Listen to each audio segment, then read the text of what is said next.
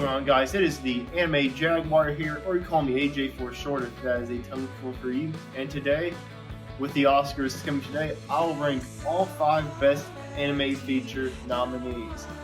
So that would be Wolfwalkers, Soul, Onward, Over the Moon, and Shaun the Sheep, Farmageddon. So all 5 of those movies I'm going to rank today. Give me your ranking of all 5, or just the ones you've seen in the comments down below, and tell me which one you think deserves to win Best Animated Feature. My number 1 is what I think should win, and I think it will win. First, I think it's a no-brainer, easy decision. So let me know what you think, and let's begin. Number 5, a Shaun the Sheep movie, Farmageddon. The narrative here is pretty thin, and the emotional beats feel forced and formulaic, but I love the way it uses almost zero dialogue to tell its story. At first, I really wasn't a fan, I didn't understand it, but I did come to appreciate it later on. And also, I like how it relies on sound design and visual gags reminiscent of the silent comedy era. There are lots of intertextual Easter eggs to catch as the filmmakers pay homage to various sci-fi classics along the way too. And even if the movie is a bit lazy on the substance side of things, its style is anything but. As always, after watching anything stop motion, I'm left with massive respect for the work and skill that must have gone into Over the Moon. Overall, this is a film that I would recommend. Since Disney veteran Glenn Keane directed this film, it has a Disney feel to it. It may have been a bit too Disney. It can be beneficial at times, but not always. It isn't quite as good as most Disney films, but it is adequate. The plot about loss and how to embrace it was interesting to me. The feature's final song was incredible. I wish they had spent more time developing the character from the Moon City. They would often say something, but it would rarely come to fruition. Some of the songs were outstanding, while others were merely passable.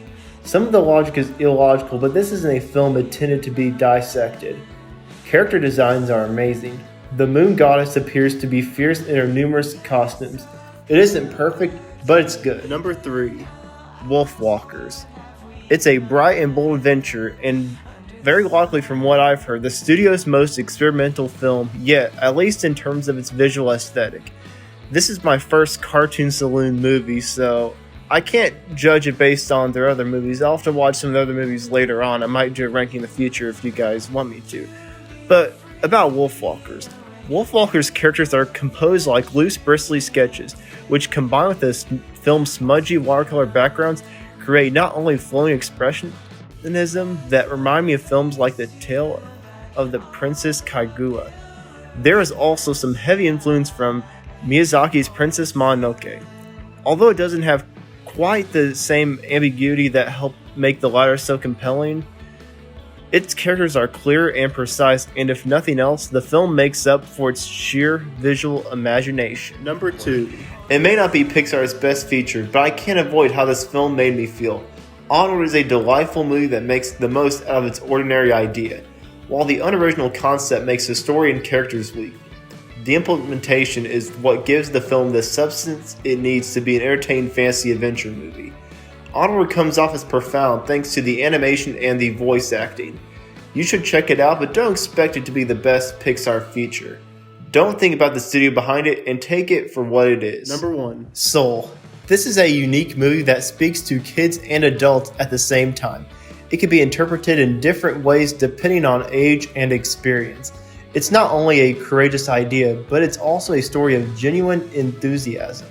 This is a perfect film to be released in 2020. Everyone needs to hear the message in the future.